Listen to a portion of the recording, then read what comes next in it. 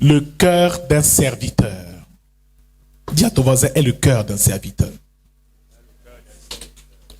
Dis le plus fort à quelqu'un, est le cœur d'un serviteur. Alléluia. Bien-aimés, nous avions compris qu'il était important d'avoir le cœur d'un serviteur. Et nous avons défini le terme serviteur comme ouvrier. Un serviteur est un ouvrier dans la moisson du Seigneur. Et c'est pour cela qu'il dit que les ouvriers sont peu nombreux et la moisson est abondante.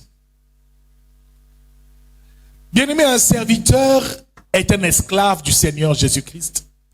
Ne dépend plus de lui-même, mais est sous l'autorité d'un maître dorénavant.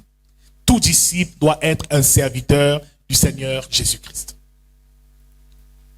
Un serviteur doit servir son maître jusqu'à ce que le maître lui dise « Bon et fidèle serviteur, entre dans la joie de ton maître. » Un serviteur est humble et se met au service des autres. Un serviteur se sacrifie pour le bonheur des autres. Dis-le à quelqu'un, sois un serviteur. Bien-aimé, la Bible déclare que l'ouvrier mérite son salaire. Alors quand on est dans l'église et dans la grande mission et la commission du Seigneur, il faut toujours avoir quelque chose à faire.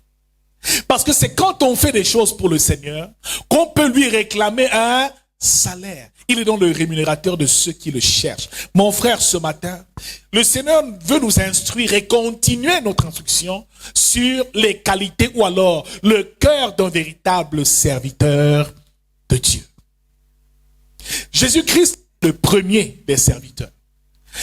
Et dans Jean chapitre 13 que nous avons vu dimanche dernier, Jésus a lavé les pieds des disciples pour leur montrer l'exemple. Parce qu'il savait qu'il allait mourir et qu'ils allaient certainement se disputer. Qui sera le plus grand parmi nous? Bien-aimé, Jésus leur enseigne que le plus grand parmi vous sera celui qui sert les autres. Alléluia. Bien-aimé, il sera le serviteur des autres. Car celui qui s'élèvera, Dieu l'abaissera. Et celui qui s'abaissera, Dieu lui-même le relèvera. Jésus-Christ était un serviteur inutile. Il nous invite à être des serviteurs inutiles. Des serviteurs qui n'ont que pour désir de faire la volonté de leur Seigneur. Mon frère, ma soeur, être un serviteur est quelque chose de très important.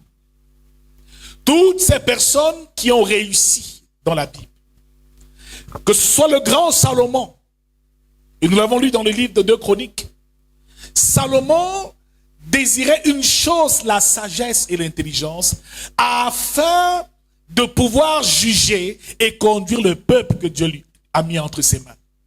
Mon frère, ma soeur, Salomon avait lui aussi le cœur d'un serviteur. Il voulait servir.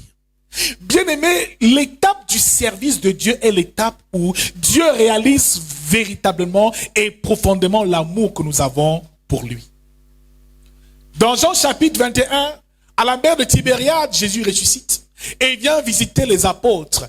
Et quand il s'adresse à Pierre, il dit, Pierre, m'aimes-tu? Pierre lui dit, Seigneur, je t'aime. Il dit, mais si tu m'aimes, paie mes brebis. Tu ne peux pas dire que tu m'aimes et tu ne sers pas mon peuple. Tu ne t'occupes pas de mon troupeau. Mon frère, ma soeur, notre vie chrétienne commence à prendre son essor, son envol, dès l'instant où on commence à servir Dieu. Tout commence dès l'instant où on devient serviteur. Chacun de nous est un serviteur. Chaque disciple doit servir son maître d'une manière ou d'une autre. Quelle que soit la tâche que le Seigneur te confie, il faut la faire. Il faut la faire avec le cœur d'un serviteur. Le serviteur sert avec amour.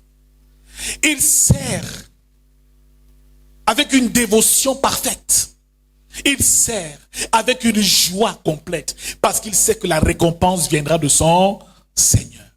Mais bien aimés dans le Seigneur, beaucoup servent Dieu. Beaucoup sont à son service. Beaucoup servent même le peuple de Dieu, mais vivent une vie de frustration. Depuis que je suis à la chorale, pourquoi ma vie n'avance pas? Depuis que je suis dans le groupe du protocole, j'ai l'impression que les choses vont même encore de mal en pire. Parce Parce qu'on ne comprend pas que le serviteur, ce que Dieu regarde, c'est la qualité de son cœur. C'est l'état de son cœur. C'est pour cela que David était l'homme selon le cœur de Dieu. David a commis beaucoup d'erreurs, nous l'avons dit. David a tué Uri, son soldat. Il l'a fait tuer. Et il a épousé sa femme. Il a pris sa femme Bathsheba, a couché avec elle et lui a fait un enfant. Mon frère, David était un homme qui n'était pas parfait. Mais c'était lui l'homme selon le cœur de Dieu. Bien-aimé, Moïse lui-même a tué un soldat égyptien et a fui et allé se cacher à Madian. C'est là où il rencontre Jéthro, son beau-père, qui deviendra son beau-père, et il épouse Séphora, sa première femme. Mon frère, ma soeur, même Moïse n'était pas parfait, mais Dieu les a utilisés à une grande dimension. Mon frère, ce n'est pas souvent le péché, seulement le péché qui nous empêche d'entrer dans notre bénédiction. Il faut que nous réalisions une chose, c'est que c'est l'état de notre cœur que Dieu regarde, car l'homme regarde à ce qui frappe les yeux. Mais pourtant, Dieu regarde au cœur. Bien aimé, c'est le cœur qui est le centre où Dieu veut s'établir.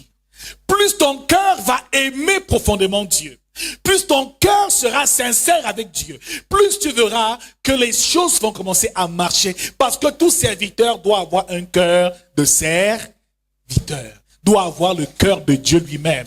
Et dans Nombre chapitre 12, la Bible nous fait comprendre que Moïse était l'homme le plus humble à la surface de la terre. Il avait un cœur humble. Et nous avions dit que la première qualité d'un cœur que Dieu recherche, c'est l'humilité. Dieu cherche des hommes humbles.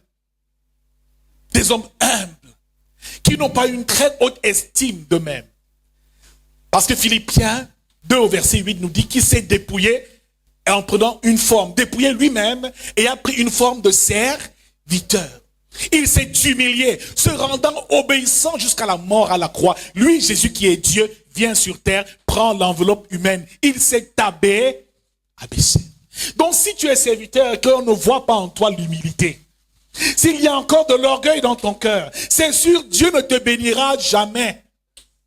Même si tu balayes l'église de lundi à dimanche. Même si tu donnes les dîmes et les offrandes comme tout le monde. Si ton cœur est orgueilleux, rien de bon ne pourra t'arriver. Donc il est important de réaliser une chose, c'est que c'est le cœur qu'on doit garder. Proverbe chapitre 4 verset 23 nous dit, garde ton cœur plus que tout autre chose, car c'est de lui que viennent les sources de la vie. Mon frère, si tu veux bien vivre sur terre, il faut que ton cœur soit en bonne santé. 3 Jean chapitre 1 au verset 2 nous dit une chose importante. Je souhaite que tu prospères à tous égards et que tu sois en bonne santé comme prospère l'état de ton âme. Donc le cœur ici c'est comme l'âme. Premièrement, le cœur, un cœur bon ou un cœur de chair. Deuxièmement, un cœur méchant ou un cœur mauvais qu'on appelle le cœur de pierre. Donc tout homme qui naît sur la terre des hommes naît avec un cœur de pierre. Genèse chapitre 6 au verset 5 nous dit clairement que Dieu s'est repenti d'avoir fait l'homme. Mais il lui dit, ses jours seront de 120 ans. Il dit, mon esprit ne demeurera pas en l'homme, car tous les jours, les pensées de son cœur ne sont orientées que vers le mal. Bien-aimé dans le Seigneur, on n'apprend pas à l'homme à être mauvais. L'homme n'est mauvais. À 2 ans, l'enfant commence à mentir, à voler, à tricher. Tu te demandes, il a appris ça où? Parce que la semence du mal est en nous. Mon frère, le ministère, l'église, quand on entre dans la présence de Dieu, c'est parce qu'il faut que nos cœurs se transforment. On ne vient pas ici pour rien. Certains sont à l'église depuis des années, mais leur cœur n'a jamais changé. C'est la raison pour laquelle leur vie ne change pas. On a beau prier, on a beau multiplier les retraites, se décourager, aller d'église, même en église si on veut. Mais ce que Dieu veut voir, c'est le cœur. Ce que jamais aucun homme ne peut voir. Tu peux servir Dieu avec toute la force ici. Tu dis, moi j'étais même l'esclave dans cette église. Mais en fait, tu le faisais, mais ton cœur n'était pas propre, n'était pas pur. Ma prière ce soir, c'est que Dieu touche nos cœurs. Et que la parole de l'évangile finit par nous transformer de l'intérieur. La raison pour laquelle ce peuple a erré 40 années au désert, c'est parce que leur cœur est loin de Dieu. Bien aimé, on peut servir Dieu tous les jours, mais avoir un cœur éloigné de Dieu, loin de ses desseins, loin de ses plans. Alors frères, cessons d'être hypocrites. Cessons de nous tromper à nous-mêmes. À des moments, arrêtons-nous un peu, demandons-nous, Seigneur, pourquoi est-ce que les choses n'avancent pas? Prends ton cœur, pose-le. Regarde comment ton cœur est malade. Parce que nous sommes souvent blessés par tellement de choses. Et Jésus a mis cette délivrance du cœur comme principale priorité dans son ministère. Luc chapitre 4, verset 18 à 20, il dit clairement, l'Esprit du Seigneur est sur moi parce qu'il m'a oint pour annoncer une bonne nouvelle aux pauvres, mais ici deuxièmement pour guérir les cœurs brisés. Qui a brisé ton cœur, mon frère? Les relations qu'on rencontre, les amitiés qu'on se fait, les églises qu'on fréquente, quelquefois les hommes nous blessent et cela commence à affecter notre cœur au point où on ne peut plus rien recevoir de Dieu. Ma prière ce soir, c'est que Jésus guérisse nos cœurs brisés. Qu'il guérisse les cœurs malades. Bien-aimés dans le Seigneur, la vie, c'est le cœur. L'abondance, la prospérité, c'est l'état de notre cœur. Parce que pour te bénir, Dieu regarde d'abord ton cœur. Certains, quand Dieu sonde le cœur, il réalise que s'il te donne même de l'argent que tu demandes, c'est sûr, tu vas écraser tout le monde. Parce que tu n'as pas encore le cœur qu'il faut. Dieu ne te donne pas la bénédiction qu'il faut. Le temps d'abord de préparer ton cœur. Comme il a préparé le cœur de Joseph. Genèse chapitre 37. Joseph a reçu la grande vision de Dieu. Ses parents vont se prosterner devant lui. C'est une bonne chose. Mais directement, les persécutions ont commencé.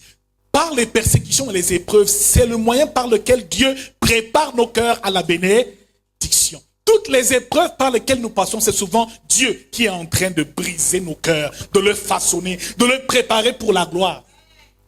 Alors mon frère, si tu es à l'église et que les choses n'avancent pas, Dieu est encore en train de te préparer, mais surtout de préparer ton cœur. Mon frère, ma soeur, tellement de personnes veulent que Dieu agisse dans leur vie. Mais quand Dieu te parle, il agit dans le cœur. Mais le diable aussi a besoin du cœur.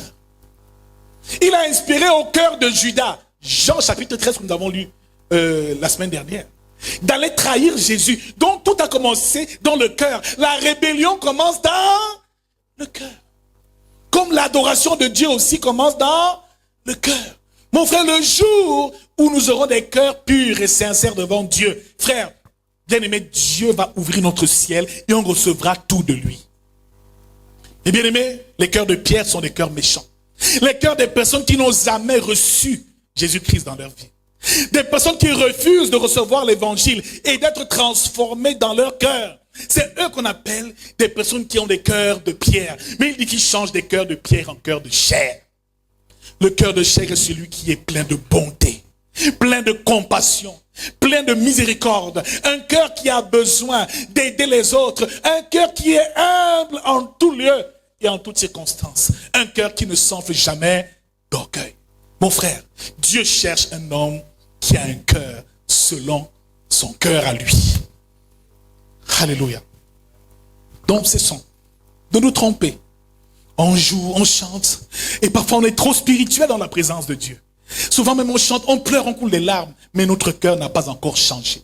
À la moindre occasion, tu vas te bagarrer, te chamailler avec les gens. Tu vas insulter tes voisins. Tu vas murmurer contre tel. Tu vas être jaloux contre tel. Tu vas désirer et convoiter le mari de l'autre. Tu vas vivre vraiment des réalités abominables. Parce qu'en fait, tu es à l'église, mais ton cœur n'a jamais changé. Tu vas devenir un sorcier à l'église et te plaindre. Dire que ce sont tes fidèles, tes frères en Christ qui bloquent tes bénédictions. Tu vas dire que c'est maman pasteur qui bloque ma bénédiction. Elle s'est déjà mariée depuis. C'est sûr que comme elle chante là, c'est pour nous bloquer. Ton pasteur deviendra ton sorcier, mais le problème c'est le cœur. Ce n'est pas le pasteur. Ce n'est pas les frères en Christ. C'est le cœur. Donc, est-ce que quelqu'un est prêt à sonder son cœur ce matin? Quelqu'un est-il prêt à présenter son cœur à Dieu? Parce que c'est le Seigneur qui change le cœur. Un homme ne peut pas changer son cœur de lui-même. C'est Dieu qui nous donne son cœur. Il dit, je vous donnerai un cœur nouveau et je mettrai en vous un esprit nouveau.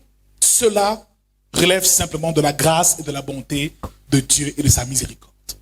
Nous avons vu dernièrement le cœur humble, ce que cela représente. Mais aujourd'hui, nous allons parler de notre cœur. Avoir un cœur sincère dans la présence de Dieu. Deuxième type de cœur, c'est le cœur sincère. Nous allons lire une portion de l'Écriture. Chapitre 7, autant pour moi.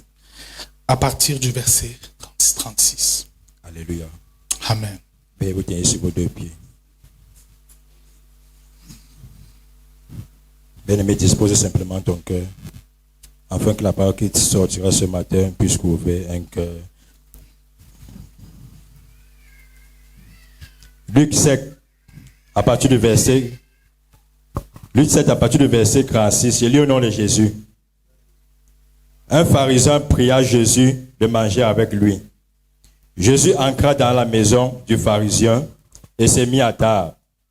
Et voici, une femme pécheresse qui se trouvait dans la ville, ayant su qu'il était à table dans la maison du pharisien, apporta un vase d'apparque plein de parfums. Il se tint derrière, aux pieds de Jésus. Elle pleurait. Et bientôt, elle lui mouilla les pieds de ses larmes. Puis les essuya avec ses cheveux, les baisa et les oignit de parfum. Le pharisien qui l'avait invité, voyant cela, dit en lui-même, si cet homme était prophète, il connaîtrait qui et de quelle espèce est la femme qui le touche. Il connaîtrait que c'est une pécheresse. Jésus prit la parole. Amen. Amen. On lit Luc chapitre 18 à partir du verset 10. Luc chapitre 18, à partir du verset 10, je lis au nom de Jésus. Deux hommes montèrent au temple pour prier.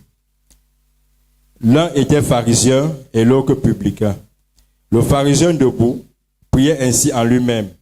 Ô Dieu, je te rends grâce de ce que je ne suis pas comme le reste des hommes, qui sont ravisseurs, injustes, adultères, ou même comme ce publicain. Je jeûne 2 fois la semaine. Je donne la dîme de tous mes revenus. Le publicain se tenait à distance, n'osait même pas lever les yeux au ciel. Mais il se frappait la poitrine en disant, ô Dieu, sois apaisé avec moi, qui suis-je un pécheur.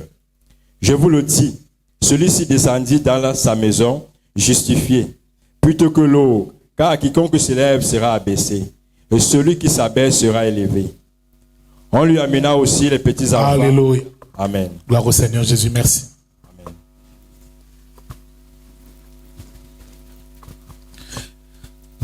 Le thème de ce jour, en ces quelques minutes, est intitulé « Un cœur sincère ». C'est le deuxième type de cœur qu'un serviteur doit avoir. C'est le deuxième type de cœur que Dieu aime. David était appelé l'homme selon le cœur de Dieu parce qu'il avait, en plus d'un cœur humble, qui savait s'abaisser devant Dieu, mais aussi un cœur sincère. Dans le premier texte de Luc, chapitre 7, au verset 36, une pécheresse arrive dans la maison d'un pharisien qui avait invité Jésus à manger. Quand elle le voit, elle se met à pleurer. Cette femme était certainement une prostituée, une femme de mauvaise vie. Et les Écritures plus tard nous parlent de Marie de Magdala, qui à l'origine était une femme de mauvaise vie. Elle a vu Jésus, elle est venue se prosterner devant lui. Elle a pleuré, coulé les larmes sur ses pieds. Elle a versé du parfum sur ses pieds. Un vase plein de parfum. Et elle a essuyé ses pieds avec ses cheveux. Mon frère, ma soeur, le pharisien qui a invité Jésus dit clairement, si cet homme était réellement un prophète, il aurait su quelle femme est en train de le toucher. Mon frère, ma soeur, cet homme était un pharisien et il a invité Jésus. Mais laissez-moi vous dire que cet homme, ce pharisien, n'avait aucune sincérité dans son cœur. Il prétendait aimer Jésus. Il prétendait être à ses côtés, être même son ami. Il voulait le recevoir. Il donnait l'impression de le recevoir.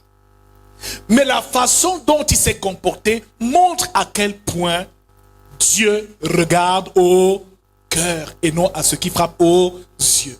Le pharisien a mis une table pleine de bonnes choses. De la nourriture, des beaux mets succulents que Jésus devait manger.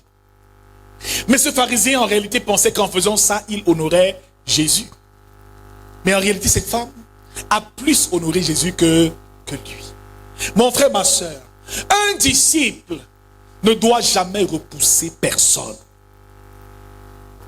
Un disciple doit aimer tout le monde, quelles que soient les conditions dans lesquelles les personnes vivent. Mon frère, ma soeur, un disciple, le cœur d'un serviteur, l'avoir, c'est accepter tout le monde et ne juger personne. Mais s'il savait. Donc en réalité, Jésus, il ne le considérait en réalité vraiment pas. Mais il lui dit, à cette femme, tes péchés te sont pardonnés. Cette femme n'a pas ouvert la bouche devant Jésus. La seule chose qu'elle a faite, c'est qu'elle a pleuré. Elle a essuyé ses pieds avec ses cheveux. Que Dieu change nos... Quelqu'un veut-il que son cœur change ce matin?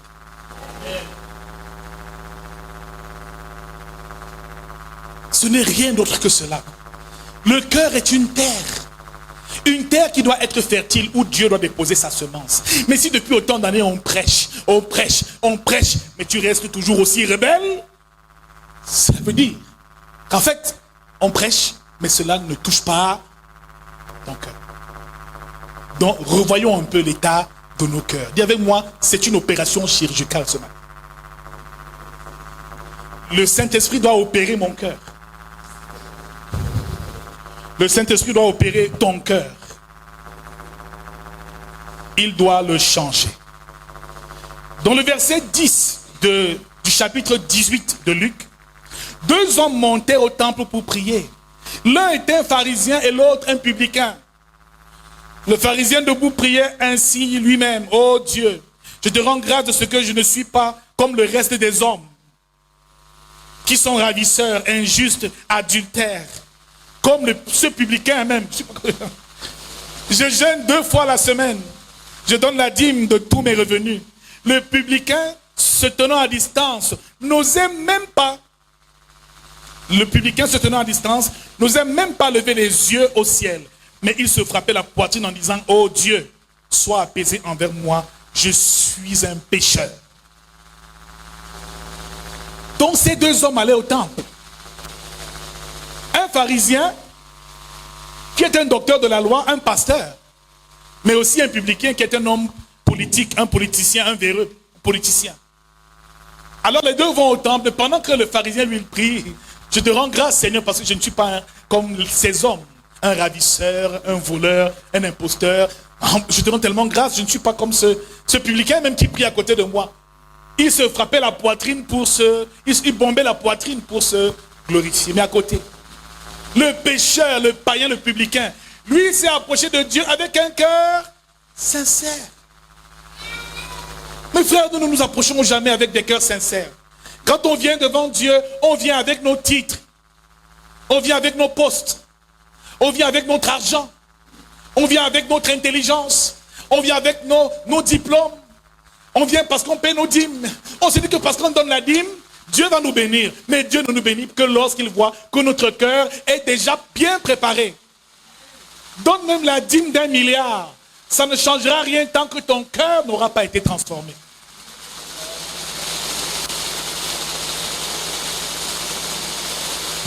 Ce pharisien était en train de dire à Dieu qu'il est meilleur que l'autre. Bien-aimé dans le Seigneur, je ne veux pas être meilleur que quelqu'un. Ce que je veux, c'est simplement, pendant que je prie, c'est de déchirer mon cœur dans la présence de Dieu. Comme faisait le publicain, il frappait sa poitrine et dit, Seigneur, aie pitié de moi. Je ne suis qu'un péché. Quand tu viens demander des choses à Dieu, quand tu entres dans sa présence, entre avec un cœur sincère. Reconnais ton véritable état. Et il dit que ce publicain a été justifié. Pourtant, le pharisien qui est un grand pasteur, sa prière n'a pas été agréée. Donc, bien aimé, on peut tous prier. On peut tous jeûner, mais ceux que Dieu exauce, c'est ceux qui ont des cœurs sincères. Alléluia. Donc tu ne peux pas être à l'église depuis des années. Et malheureusement, tu es inutile, tu ne sers à rien. Ça veut dire que tu n'es pas sincère avec Dieu. Alléluia. Dieu recherche des hommes et des femmes qui ont des cœurs sincères. Touche ton voisin, lui, es-tu sincère? Alléluia. Frère, il y a parfois des chrétiens qui passent par des phases difficiles. J'ai eu le cas d'un frère ici il y a quelques années qui est venu me voir, il dit, homme de Dieu, ça ne va pas. Il s'est mis à pleurer dans mon bureau. C'est l'une des rares personnes. Ce frère-là est même parti de l'église finalement. Il a réussi, il a commencé son école dans un autre lieu. Il a passé même ses examens. Il dit, papa, je ne suis pas venu vous dire que je veux l'argent, le travail. Je suis venu vous voir parce que j'ai besoin que Dieu me délivre de la masturbation. Alléluia. Quand je l'ai écouté, j'ai senti que lui là, Dieu a vraiment fait son cœur. D'autres vont cacher. Aussi longtemps que tu restes avec ces saletés, tu n'en seras jamais délivré. Donc quand tu entres dans mon bureau, ne viens pas me parler des bénédictions que tu veux avoir. Parle-moi de ton réel état. Homme de Dieu, je suis un fornicateur.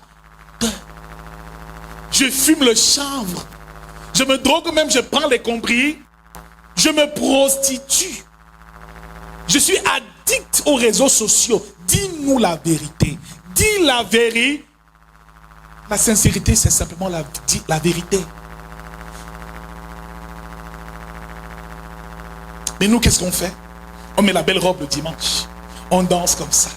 Mais on ne peut jamais dire que moi, l'alcool, là, quand je commence à boire, je fais n'importe quoi. Dis à ton voisin, sois sincère. Va voir ton pasteur, il prie pour toi. Sors de ce péché. Va voir ton Dieu, sors de cette souffrance. Et le diable qui te garde aussi hypocrite dans cette hypocrisie. Frère, ton ciel sera toujours fermé. On n'est pas saint dans la présence de Dieu. Dans la présence de Dieu, on se présente comme des pécheurs. C'est pour ça que à la croix, ce voleur a dit, souviens-toi de moi quand tu reviendras dans ton... Il dit en vérité, ce soir même tu seras avec moi au paradis. Donc c'est un voleur qui a inauguré le ciel. Ce n'est pas un chrétien, un enfant de Dieu qui parle de baba son corps. Simplement parce que ce jour-là, son cœur était sincère. Soyons juste sincères. Seigneur, je suis un menteur. Je suis un voleur. Je convoite les femmes d'autrui. Aide-moi et change mon cœur. Quand on commence à agir ainsi, à marcher dans la sincérité, c'est là où l'Esprit du Seigneur commence à nous travailler, à nous préparer. Et Dieu commence à nous bénir, à nous élever. Je ne sais pas si quelqu'un a été béni ce matin. Je ne sais pas si Dieu a touché le cœur de quelqu'un ce matin. C'est sûr, tu vas dire amen, mais en sortant, tu vas oublier même tout ce qu'on s'est dit ce matin. Mais quelqu'un qui a un cœur sincère dit, Seigneur, moi je ne retiens jamais rien. Pardon, j'ai la tête dure. Mon cœur est un cœur de pierre. Je ne peux pas demander pardon quand j'ai mal fait. Seigneur, j'ai un problème. Je suis trop orgueilleux pour demander pardon. Je peux dire le Seigneur pour le frère, il a témoigné ici. On en a parlé. Je lui ai dit, mais ton père t'a offensé. Oui, mais va le voir, va l'honorer. Il dit, papa, je vais mettre ça en prière. C'est Dieu, je n'en peux pas. Je dis que Dieu me dit qu'il faut que tu ailles. Il est allé et Dieu a accompli son œuvre. L'humilité précède la gloire. Et quand Dieu voit un tel cœur, il ne peut que relâcher sur toi ses bénédictions. Mon frère, ma soeur, les plus graves problèmes que nous avons, même dans nos maisons, c'est que même les filles ne sont pas sincères envers leur mère. Le jour où elle découvre l'homme pour la première fois, elle ne vient pas dire, maman, j'ai fait une bêtise. La maman est seulement surprise de voir un homme. Si à l'origine tu avais dit, maman, je commence à avoir des picotements quand je vois un homme, la mère t'aurait conseillé. Elle t'aurait encadré. On est hypocrite même dans nos maisons.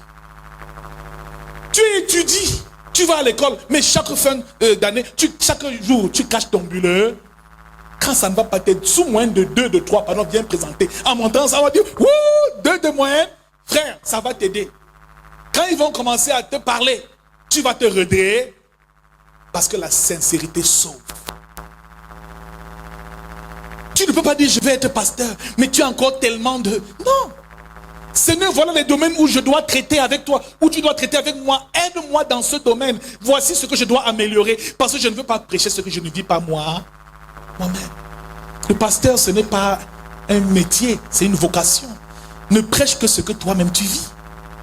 Si tu ne vis pas ce que tu prêches, qu'est-ce que tu vas prêcher? Tu vas dire les choses aux gens que toi-même tu ne fais pas? Comment ils vont croire? Comment ils vont te suivre? Alléluia. Donc ce matin, que Dieu touche nos cœurs. Nous avons besoin de sincérité. Nous avons besoin des cœurs purs, des cœurs sincères. Que Dieu travaille nos cœurs.